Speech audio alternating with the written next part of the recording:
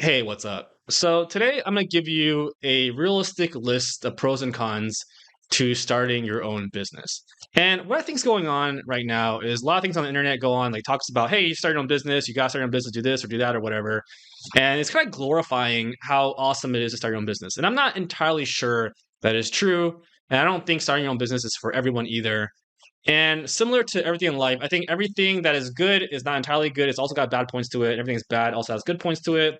So today I'm going to try my best to give you a list of what I think is realistic points to starting your own business. And just for some context, I co-founded a startup with my brother and a friend maybe 7 or 8 years ago, and we're still going at it. And I don't really want to share any revenue numbers, but let's say we have about 25 or so employees. It's going decently well. And let's say I feel like we're doing above average. And the reason I say we're doing above average is because my first point is on average, most companies fail, right? So my first point is you will probably not make a lot of money for a really long time. So this is obviously a con, right? So when we started the company, I remember my co-founder telling me, yeah, it takes like 10 years on average for an exit. And I was like, that seems like a long time. That's not gonna happen to us. We'll exit in like 4 or 5 years. 8 years later, we're still plugging along. We still haven't exited yet. And the thing is, you're probably not gonna make money on this new idea for a very long time. And as a result, you're not gonna be able to pay yourself for a very long time, right? That's basically just how it is. Just for some metrics, I looked it up. 25% of companies fail in the first year. 25% fail in the first year. Okay, so 1 out of 4 fail in the first year. By year 5, almost half are failed. And then actually, this is kind of interesting. Only 5% businesses make $1 million in revenue, which is insane, right? So your failure rate is super high. So yeah. And then even if your company does make money, it doesn't necessarily mean that you're gonna make money as a founder, like because you have to pay for a lot of expenses. There's a lot of stuff you gotta pay for, and then also it's like as you start making more money, you're gonna start to hire more people, and those people are gonna cost money. You definitely want to invest highly in your employees because it's important. And if you want to have good employees, you have to pay above market rate. So it's just like like you basically never get paid because you have to pay other stuff, right? And then it's like when you actually get paid, it's like when you sell the company. And then there's a lot of people like a lot of times founders like they go IPO or whatever, and they can't even sell their own shares because it reflects poorly on their view in the business or whatever. So I mean, it's really hard to make money in a company. I would say. I mean, you probably have a higher chance of making a lot of money, but the chance of you making any money is pretty low. Okay. Another important point that I don't think gets covered nearly enough is that when you're doing a startup, there's so many moving targets, right? So many moving targets. It's like, okay, I just started my company. If only I raise some money, I'll be happy. If only I sell, my first customer, I'll be happy. If only I make $10,000 in revenue, I'll be happy. If only I hire this employee, I'll be happy, right? So there's like always things that you want to do, and then the target's always moving. So then if you're not aware of it, you're basically never happy because once you achieve this one thing, there's always something else, right? There's always something else. There's always something else. There's always something better. And it's really hard to not notice, or it's really hard to notice what's happening when you're going through it because you just have to do all these things in order to, run a company. And yeah, I think that's one con for what's happening is that there's always so many moving targets. And another thing that's really big, or I think that happens a lot when you're starting a startup, is like you're always comparing, right? You're always comparing. Everything you read in the news, like, oh, this company just raised $10 million, this company just raised $5 million, at a 10 million valuation, wherever it is, like they just got whatever XYZ. You're just like, yo, what the fuck? Like all these companies are doing so well, but you're just doing so shitty. But really, because everyone that is like a really long tail, right? Everyone else that you don't hear about is failing, and then the ones that you do hear about are doing super well. So there's a lot of comparing. And yeah, I'll give you an example. Like typically, what you might do in a startup is you might join an accelerator. What that is basically, some company that has a lot of experts, right? People that maybe have done it before. Like for example, you probably heard of Y Combinator, right? They probably have a lot of money. They'll give you like like $100,000 or whatever it is, and they'll take like 7% of your company or wherever that is, right? So in reality, that's not really that's kind of a lot for a little. But what they give you is they give you a lot of advice, and they give you connections. They give you, they probably save you a lot of time. They kind of make you accelerate your business. What's called accelerator. So, for example, we did accelerator, in the very beginning, and we were paired with this other company that was doing the accelerator as well. And when we started, like we didn't know what we were doing. They didn't know what they were doing. They actually changed their business like in the middle of the program. And then like a couple years later, I read a news article. They're raising money at like a 10 million valuation, and they're raising it at an 80 million valuation. And then it's like, yo, what the fuck? It's like 2 years later, they're like worth $100 million, and then we're still doing kind of what we're doing, maybe a little bit better. But it's like, how can you not be like, yo, what the fuck did I just do for the last 2 years? These guys, the exact same thing what we're doing now, they're worth 100 million, and I'm basically worth nothing. So like that's an example of like how there's so much comparing is because you're just like comparing all the time because you're obviously things are not maybe not be going well for you, and yeah. So basically, the grass is always greener, is always one better, and it's hard to deal with that. All right, and yeah. So then talking about raising money is like one of the things like if you're not making money, you have to go raise money, right? And raising money is in itself really stressful because it's like you're just trying to get money, and if you don't get money, you're gonna close your business, for example, right? Or if you don't get money, you're not gonna be able to do X, Y, Z. And raising money is kind of like dating, where everyone wants to date the hot girl, right? So if you're not the hot girl, then you're not gonna raise money, right? Or it's gonna be really difficult for you to raise money. So it's really easy for companies that are doing really well. If you don't have that traction, then it's gonna be hard for you to raise money, right? And then once you raise money, like what are you gonna do with that money? Because it's a really, really hard process to raise money. Now, once you get that money, what's going to happen? Well, one thing is you already gave away a big portion of your company.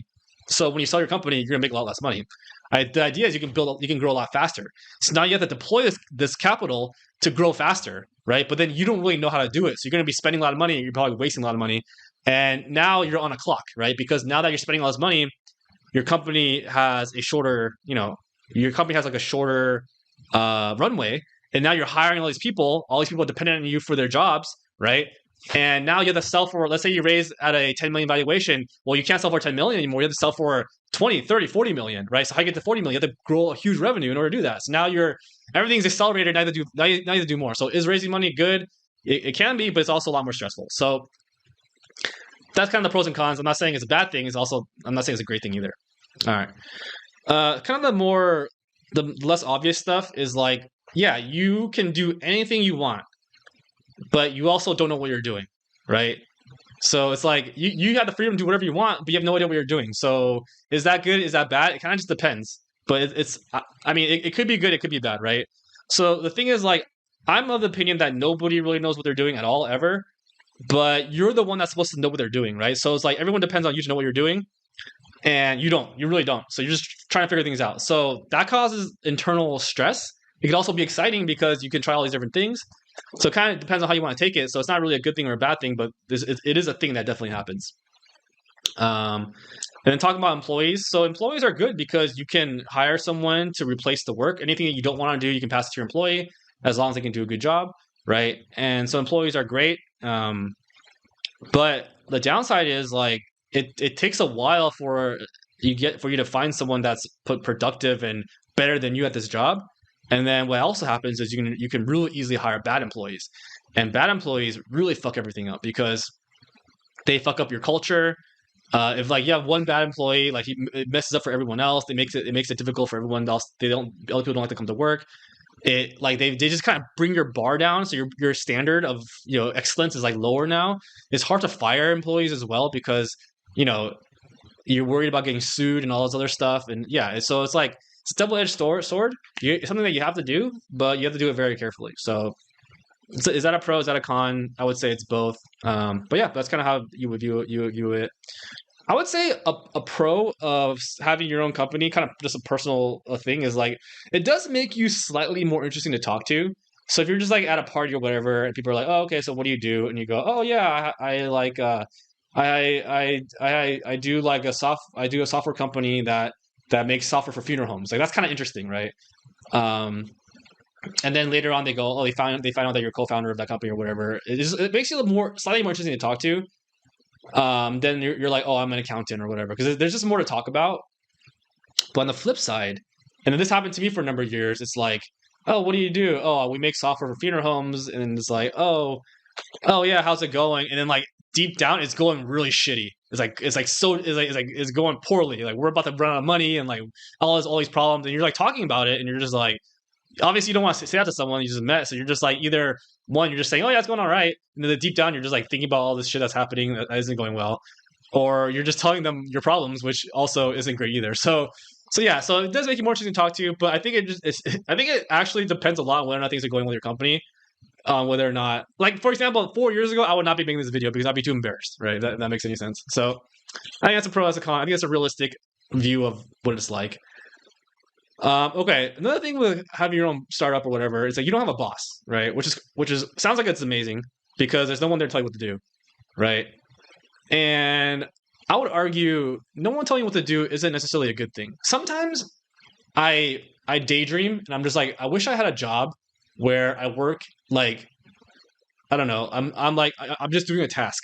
It's like, hey, this is what you're supposed to do, and this is how you do it. And there's a right answer, and you just do it, right? It's like, okay, like you're a cashier. Someone says something to you, just order it. Like, and then you're done. You go home and you're done. You don't have to worry about it, right?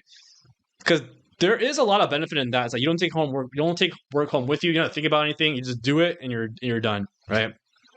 When you don't have a boss and you don't have anyone telling what to do, you have to hold yourself accountable, which is difficult to do in itself because you need to have like willpower, and you also are the one pushing the pace.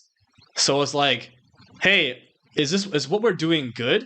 It's like I don't know, maybe like you're pushing the pace. Like, is this many sales a month good? Is what we got, but is it good? Should we set the bar higher?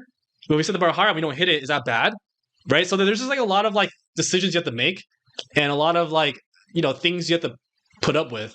So it's like, yeah, you can take the day off if you want, but then now it's like, okay, how are other people going to feel about you doing that, and like how are you going to feel about yourself doing that, and just like all stuff. So yeah, not having a boss isn't necessarily a good thing. Obviously, a lot of people can think, oh, well, it's a good thing because no one tells you what to do, but at the same time, hey, I don't know if that's that great. Okay, so another things that happen when you're doing a startup, which is I don't think is good or bad. I actually think it's more bad than good. Is like your life can change in an instant, and this happens a lot, right? So for example, it's like, hey, somebody wants to buy you. Oh shit, I'm about to retire. Oh wait, never mind, it's not gonna happen, right? Or hey, we just sold this huge company. Like things are going through the roof. Oh wait, no, they didn't. Or it's like, oh, we just lost a huge customer. Things are terrible. Oh wait, no, it's fine again. So there's a lot of things that happen where it's like this happened to me personally many times where I thought I was gonna be like, oh, got $1 million, right? No, we didn't get $1 million. That happens all the time, right? Or it's like you're about to raise money. I'm about to raise $2 million. Oh, we got it. Oh, we didn't get it. Or it's like, oh, so there's it's just like instant changes of information to the point where it's like really really intense news that happens or doesn't happen, and like your entire it changes. I mean, you think it changes like, the trajectory of your life, but it really doesn't, right? But your expectations are getting raised and lowered constantly, and it's really stressful to go through things like that. And I think I'm at a point now where when news happens, I don't even get happier or sad about it. It just happens, and I just go, okay, like I'll believe it when I see it. But this is something that I think happens a lot that I don't know people talk about, but it can be relatively stressful. Okay, and I kind of covered this earlier, but like talking to other people about your startup can be really cool. Like, hey, you talk about something that you did, and it's really cool. Like, oh, we tried this and it really worked or whatever. That's really cool.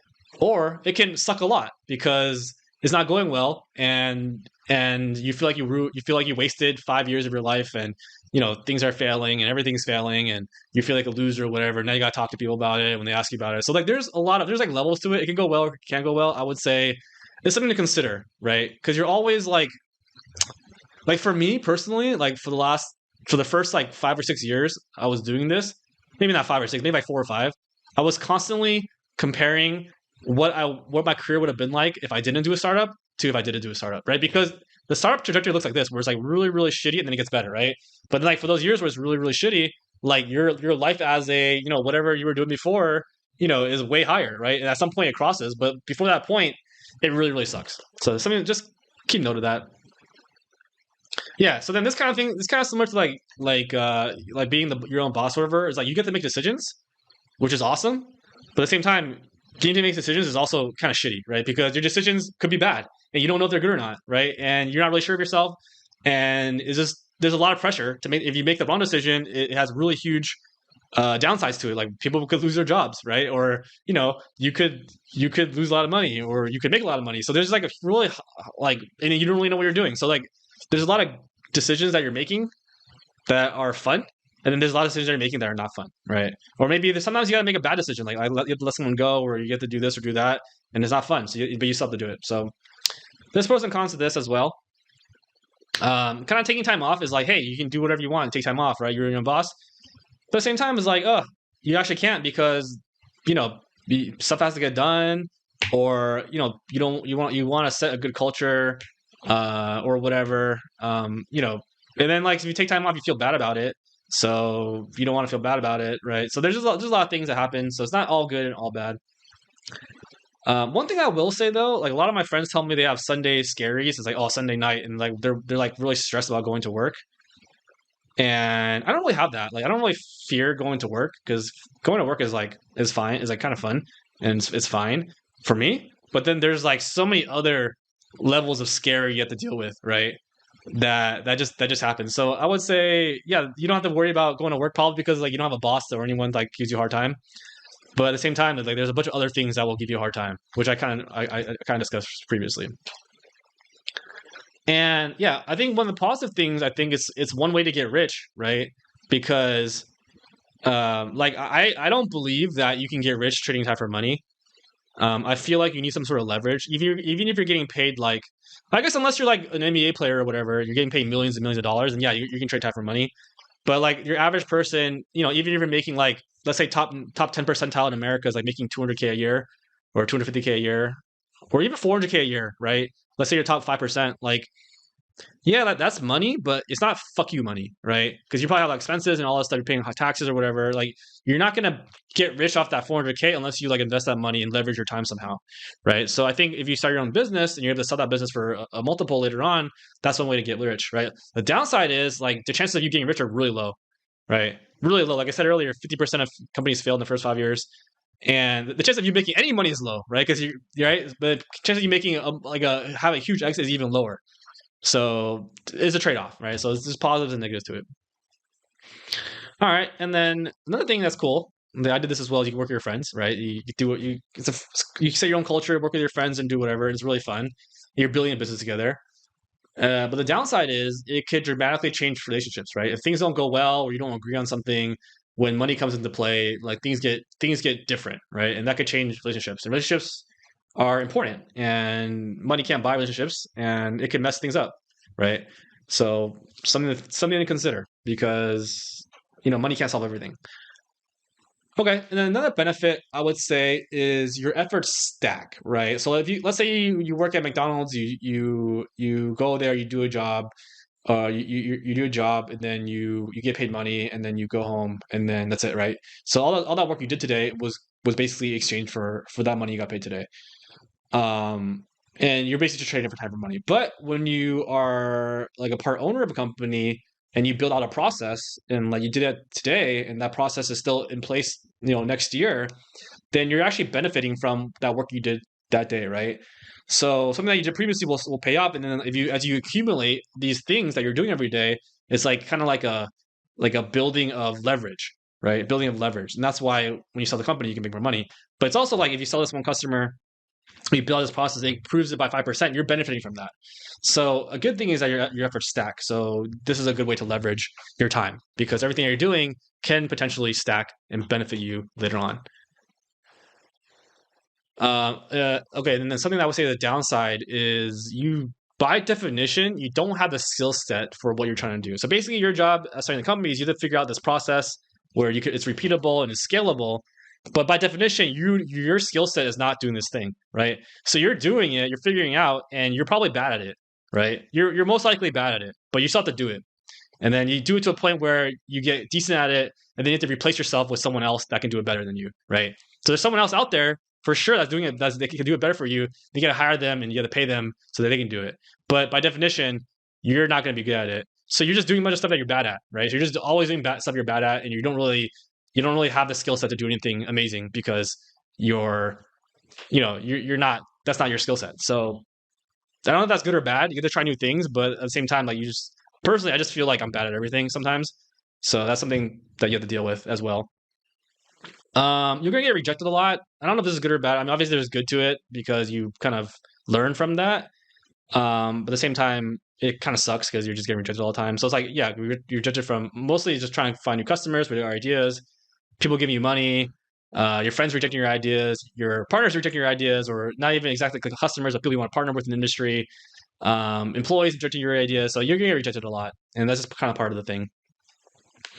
So I guess this list I made is definitely not all inclusive, and I kind of want to summarize it with like what I recommend it.